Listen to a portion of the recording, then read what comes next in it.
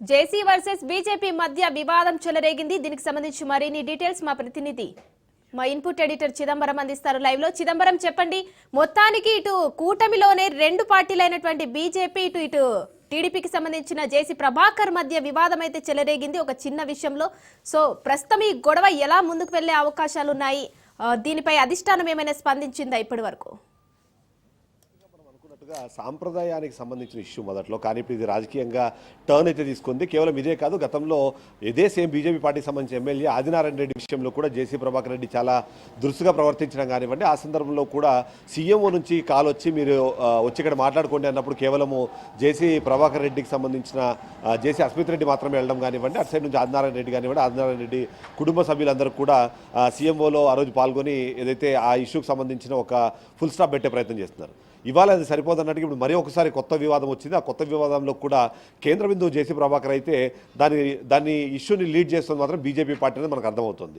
కూటమిలో ఓవైపు అటు కేంద్ర ప్రభుత్వంలో కానివ్వండి, ఇటు రాష్ట్ర ప్రభుత్వంలో కానివ్వండి, బీజేపీ అలాగే టీడీపీ పార్టీలు 1-on-1 హ్యాండ్ ఇన్ హ్యాండ్ వెళ్తున్నాయి. కానీ తాడిపత్రికి వచ్చేటప్పటికి మాత్రం ఆ ఇష్యూలో మాత్రము జేసీ ప్రభాకర్ రెడ్డి వ్యవహార శైలి కానివ్వండి, లేకపోతే ఆయన మాట్లాడే తీరు కానివ్వండి, కొద్దిగా ఇబ్బందులు అయితే క్రియేట్ చేస్తుంది. బట్ అది కూటమి దాకా అది వెళ్తుందా లేదా అన్నది ఒక ప్రశ్న ఉంటే, ఇప్పటికే చంద్రబాబు నాయుడు కూడా జేసీ ప్రభాకర్ రెడ్డికి సంబంధించిన వ్యవహార శైలిపైన కొద్దిగా కోపంగా ఉన్నట్టుగా మనకు సమాచారం అందుతుంది. అంతేకాకుండా ఇప్పుడు ఈ ఇష్యూలో మనం చూసినా సరే చాలా క్లియర్గా ఏదైతే తను బీజేపీ పార్టీని తిట్టే క్రమంలో గతంలో వైసీపీ పార్టీకి సంబంధించిన జగన్మోహన్ రెడ్డినే మేలు, వాళ్ళు కేవలం నా బస్సులు మాత్రమే ఆపి నన్ను ఇబ్బంది పెట్టారు, కానీ ఇప్పుడు బీజేపీ ఏకంగా నా బస్సులను తగలబెట్టే ధైర్యం చేస్తుంది అంటూ కూడా తను చాలా వల్గర్ లాంగ్వేజ్లో బీజేపీ పార్టీకి సంబంధించిన నాయకుల్ని మాట్లాడడం కానివ్వండి, అలాగే మాధవీలు అతనికి కూడా కొద్దిగా అబ్యూజివ్ లాంగ్వేజ్లో మాట్లాడే పరిస్థితి మనకు కనిపిస్తుంది. ముఖ్యంగా చూస్తే ఆమె సినీ పరిశ్రమకు సంబంధించిన వ్యక్తిగా మాట్లాడుతూ తనని అంటే చాలా బ్యాడ్ వర్డ్ యూజ్ చేసి కూడా తన మీద మాట్లాడడము, తనని ఒక వ్యభిచారంతో పోల్చే ప్రయత్నం చేయడం అన్నది కూడా ఇప్పుడు వివాదానికి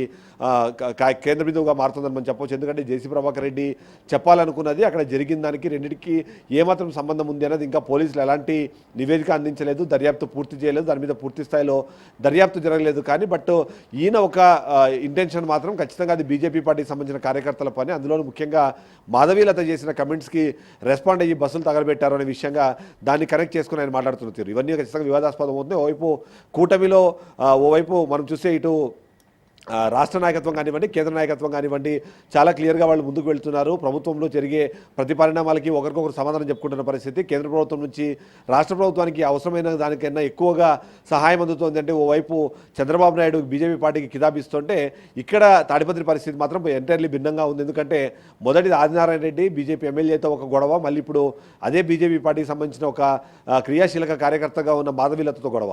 ఆ గొడవల్ని కేవలం వాటిని వ్యక్తిగతంగా కాకుండా పార్టీకి అన్వయించి ఆయన మాట్లాడడం అనేది ఖచ్చితంగా వివాదాస్పదం అవుతుంది. అందులో భాగంగానే ఇప్పుడు జేసీ ప్రభాకర్ రెడ్డి మాట్లాడుతున్న మాటలకు సంబంధించి టీడీపీకి సంబంధించిన అధిష్టానం కూడా చాలా కీలకంగా చూసే అవకాశం కనిపిస్తుంది. దానిపైన వెంటనే రెస్పాండ్ అయ్యే అవకాశం కూడా మనకు కనిపిస్తుంది. Uma, thank you Chidambaram.